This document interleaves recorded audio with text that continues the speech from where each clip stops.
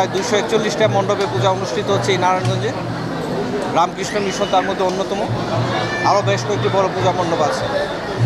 আমরা এখন পর্যন্ত পূজার যে পরিবেশ দেখেছি আমরা সন্তুষ্ট। আমরা মনে করি যে অত্যন্ত ভালোভাবে সারা বাংলাদেশে যেভাবে শান্তিপূর্ণভাবে নির্বিঘ্নে এই পূজাটি অনুষ্ঠিত হচ্ছে, নারায়ণগঞ্জেও তাই হচ্ছে।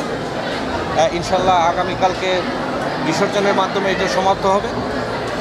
এখন পর্যন্ত আমরা এমন কোনো ইনসিডেন্টের খবর পাইনি বা কোনো শান্তি শৃঙ্খলা সংক্রান্ত কোনো বিষয় ঘটেনি। সবাই অত্যন্ত উৎসাহের সাথে সেটি উপভোগ করছেন।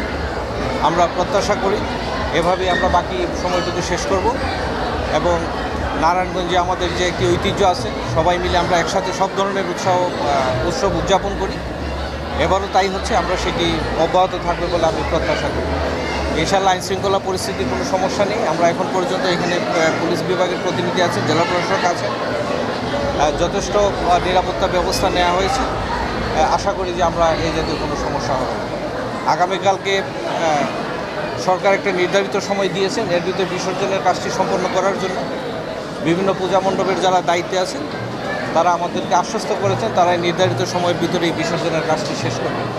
আমরা আশা করি যে শান্তিপূর্ণভাবে আমরা বাকি সময়টুকু শেষ করতে পারব। নিরাপত্তার জন্য তো কোনো সমস্যা হয়, ইনশাআল্লাহ বাকি সময় হবে।